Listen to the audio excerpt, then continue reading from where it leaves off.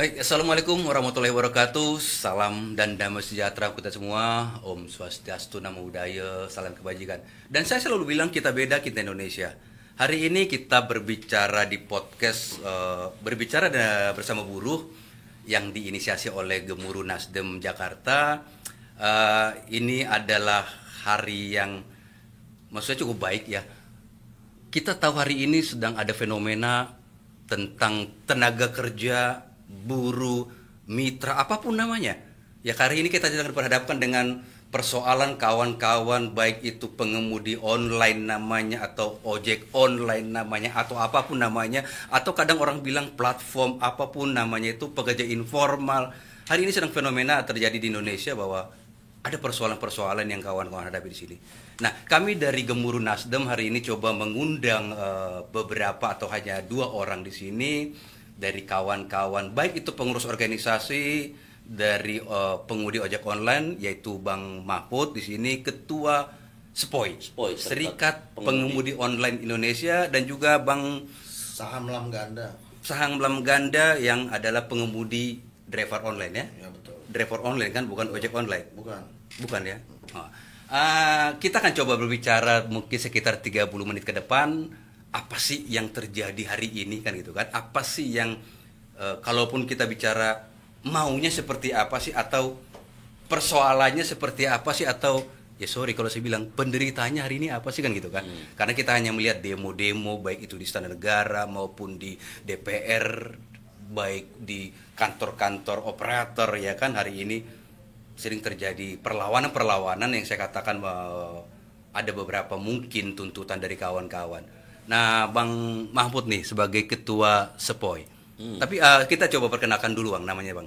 Ya, nama saya Mahmud Fly atau akrab di teman-teman ojol dipanggil Amut. Amut. Heeh. Jadi saya ketua umum Serikat Pengemudi Online Indonesia yang diciptakan tahun 2024 kemarin dan terdaftar di Dinas Kementerian Tenaga Kerja. Jadi sekarang sudah bukan hanya sebatas komunitas tapi sudah berbentuk serikat ya? Iya, itu dimulai dari tahun 2024 ketika Kemenaker mulai ikut campur urusan ojol, baru diperbolehkan. Dari tahun 2016 kami bikin komunitas, 2017 kita ke organisasi namanya ASOI, Armada Seluruh Ojek Online Indonesia, terdaftar di HUM dan HAM, dan sekarang kita bisa bikin berserikat. Oke. Gitu. Bang Mahmud sekarang sebagai ketua umum. Ketua umum. Artinya mengayomi atau menaungi seluruh Beberapa Indonesia. organisasi. Iya, beberapa organisasi. Oh, jadi digabungkan antara beberapa organisasi. Betul. Menjadi sebuah serikat. Iya, jadi sebuah Oh, serikat. Bang Mahmud jadi ketua. Mm-mm. Kalau Bang Ganda gimana Bang? Kalau saya supir online biasa. Supir online biasa. Emang ada luar biasanya Bang? Biasa luar biasa tuh yang bawa mobilnya agak sedikit elektrik, Oh, agak iya, luxury. iya. Pilihan, Iya. pilihan. Kalau Ada, ini yang biasanya ya, Saya nggak apa-apa mobil- kita mulai dari yang biasa dulu. Mobil saya LCGC Pak, asal bisa gelinding aja. Itu LCGC itu asal bisa gelinding namanya. Iya, Oke. jadi yang paling murah lah, karena tarifnya juga kan Nggak ya sesuai. tidak manusiawi lah.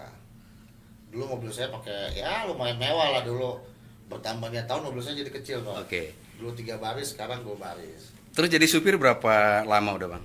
Saya dari 2015. 2015, artinya sekitar 10 10 tahun Pak. lebih Iya. menjadi driver online atau supir online ya. Betul. Dari zaman dulu ribut-ribut sama taksi, jadi Oh kita iya. nyetir bawa gunting sama bawa besi Pak. Ya kan apa namanya, bentrok kan. Oh, Tadi kita kan mengamankan diri kita bawa golok, tangkep undang-undang senjata tajam. Kalau kita bawa gunting kan bisa bilang nih buat prakarya, jadi digabung sama pensil, sama bawa besi Pak. Jadi, itu cerita perjuangannya lah ya. Iya. Tapi saya tertarik dengan 10 tahunnya.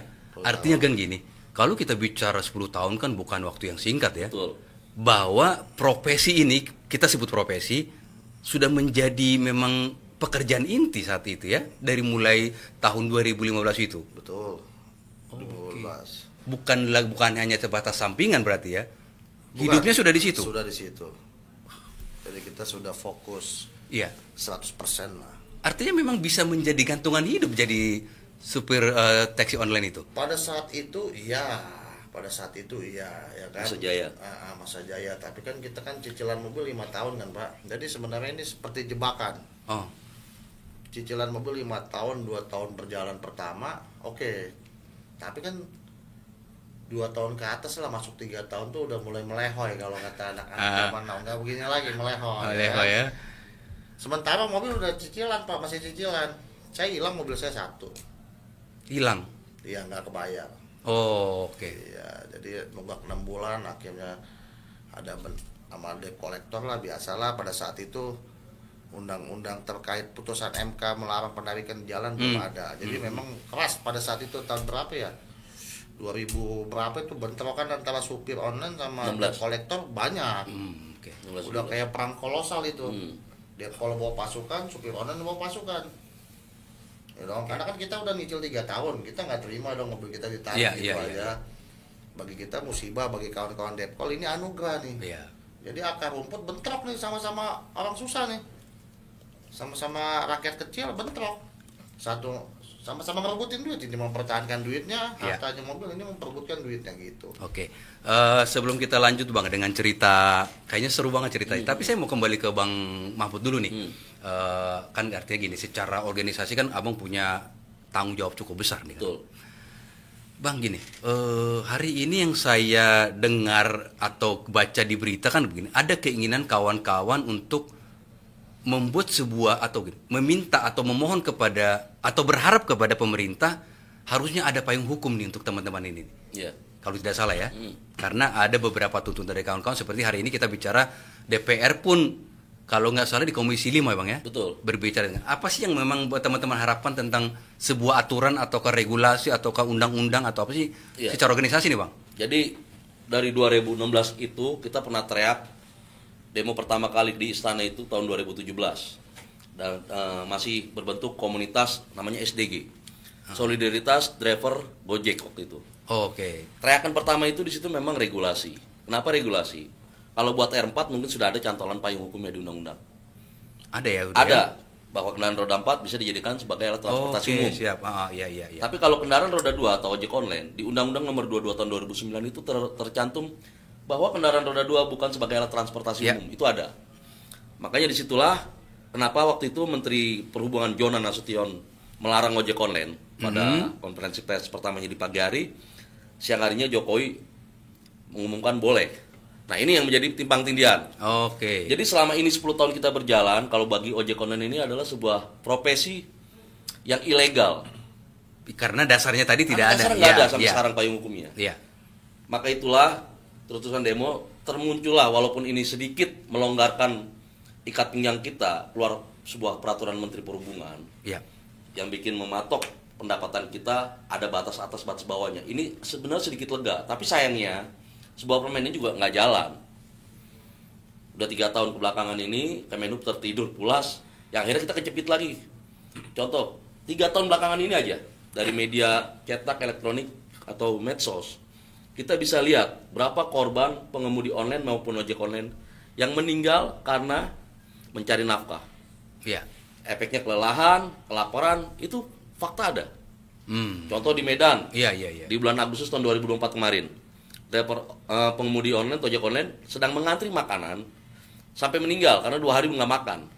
Ini kan benar pemerintah ikut campur loh. Ini satu-satunya sebuah profesi kerja yang akibat meninggalnya kelaparan. Mungkin kalau dulu zaman penjajahan adalah buruh namanya mati kelaparan, mati tersiksa. Tapi ini udah 70 tahun lebih merdeka masih merdeka ada sebuah profesi kerja yang sampai meninggal. Pengemudi online belum lama 2 bulan yang lalu, 2 tempat kejadian di Cipinang dan di Tangerang City. Ketika mau makan meninggal karena kelemahan. Mobil.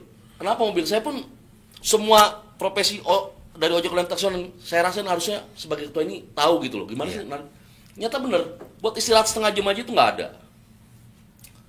Kita buat nyari duit 300.000 sehari di taksi online ya, yang saya alamin. Itu membutuhkan waktu 18 jam. 300.000 bersih baru kita bawa pulang. Izin Bang, gini. Tadi kan bicara kelelahan. Betul. Artinya jam kerja yang cukup panjang kan? Jam kerja cukup panjang. Pertanyaannya gini Bang. Kalau nanti pemerintah membuat batasan, apakah teman-teman tidak protes? Protes. Batasan dalam hal? Jam kerja Jam misalnya. kerja, karena kenapa? Tempo hari pernah tercetuk dari Kemenaker. Akan dibataskan jam kerja. Oh ya, buat kerja. dibatasi ya? Dibatasi. Mereka nggak mau. Kenapa Ya. kamu? Karena satu-satunya profesi kerja yang fleksibel jam kerjanya hanya ini online. Artinya kan kontradiktif dong Bang dengan tadi Abang bilang bahwa ada supir online yang mati karena kelelahan. Iya. Lalu seolah-olah negara tidak hadir. Gini loh, kelelahan karena apa? Mereka ngejar target nih. Betul. Buat taksi online, bawa di 300.000. Mereka mikir cicilan berapa duit seharinya. Iya. Belum lagi perawatan, belum lagi uang dapur. Minimal banget harus 450.000 kita dia bawa pulang. Iya. Untuk mencapai 450.000, mau nggak mau apa? Ngegas terus kan? Gas Di terus. dalam mobil dengan hirup udara AC 1 kali 18 jam. Oke, ada nggak Bang itu kaitannya begini? Saya melihat fenomena di luar itu adalah gini, bahwa semua orang seolah-olah boleh menjadi Pengemudi online. pengemudi online. Ada nggak dengan kan kita bicara angka nih 300.000 kan itu kan? Apakah mungkin itu dipengaruhi terlalu banyak memperebutkan itu? Bisa, itu salah satu faktor. Salah satunya yaitu adanya perekrutan yang tidak terbatas. Itu maksud saya. Betul. Karena banyak orang-orang kantor yang pada akhirnya punya sampingan. Nyambi, ya.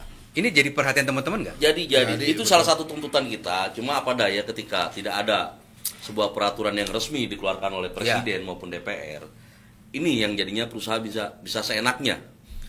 Toh selama gua buka perekrutan gua masih untung banyak kok. Oke. Jadi gini Pak, Ah, kalau pihak perusahaan aplikator kan semakin banyak driver, Penggunaan aplikasi meningkat. dia semakin banyak untung. Oke. Padahal sebenarnya konsumen juga dirugikan dengan banyaknya driver. Contoh begini, Bapak pagi-pagi kerja di kantor 8 jam, Iya. ya kan? Pulang kerja Bapak narik nih iseng-iseng katanya, nyari uang rokok atau yang nyari tujuan searah. Nah, di aplikasi itu Pak, itu tidak bisa kita tentukan tujuan Pak. Kita nggak bisa memilih order, bukan begitu Pak Ahmad? Iya. Iya. Bahkan order ke neraka pun harus kita bawa Harus itu. kita Karena yang menentukan operator. Operator. Operator. Kita nggak bisa menolak karena kan status kita dibilang mitra tapi rasa pekerja. Ya. Kalau Diperintah ya. perintah, Bahkan ada Bapak yang bilang perintah. kayak otoriter kan perintahnya Betul. kan harus lu ambil tuh Betul. orderan. Suspend kalau nggak karena Oh gitu. pahit-pahitnya ada orderan nih ke neraka nih, ada orang Ya. mau ke neraka harus Iya. kita bawa. Neraka dalam arti yang kita bawa tuh Betul, rampok. betul. Akhirnya putus leher, kita Oke. pegal. Kita udah tahu nih, oh, ini bapak ini kayaknya rampok nih, tapi nggak bisa kita tolak Iya, juga. iya. Istilah kasarnya begitulah. Ya, dilema lah ya kita Dilema. tolak. Katakan lagi nih Bang, sorry. Insting Abang nih kayaknya penjahat nih. Betul. Tapi begitu ditolak bermasalah dengan Akunnya. Jadi di sebuah sistem aplikasi ini ada yang namanya tekanan. Tekanan Ada- untuk bekerja. Oke. Ketika ada order masuk, contoh ke jalur yang rumit atau macet sampai berjam-jam, dapat order tarif 30.000 dengan waktu perjalanan sampai ke tujuan itu 1,5 jam. Itu kan udah nggak masuk logika 30.000 1,5 jam. Iya, Semenit kita dibayar berapa gitu. Tapi ketika kita pengen cancel nih, banyak harus hal-hal yang kita perhatikan. Pertama, ketika kita cancel, kita itu akan merusak performa kita. Dengan rusak performa, kita akan dibagikan order setelah performa yang bagus dulu, yang mendingan, baru yang paling jelek. Oke. Dilemparnya. Sanksinya itu luar Algoritma, biasa ya. algoritma. Algoritmanya. katanya, iya. Kedua, di sistem buat pemilihan cancel itu banyak penipuan-penipuan tulisan. Contoh, yang harusnya penumpang tidak bisa dihubungin, itu ada tulisannya tapi tidak bisa diklik. Oke. Yang bisa diklik itu hanya saya tidak ingin menjalankan order. Itu kan jebakan, pemaksaan. Padahal kalau kita bilang driver pengemudi customer Penumpang, di telepon nggak bisa nih. Iya. Kita memilih customer tidak bisa dihubungi, Iya. nggak bisa. Jadi seolah-olah yang salah itu ya cuman teman-teman. Betul, Betul. itulah penekanan, maksudnya emang ini sebuah perbudakan modern kalau saya Iya. bilang. Sehingga memang secara organisasi teman-teman maulah ada yang yang mengatur ini gitu ya. Dari 2017 sampai sekarang sebuah pelakuan hal-hal yang kita lakukan dari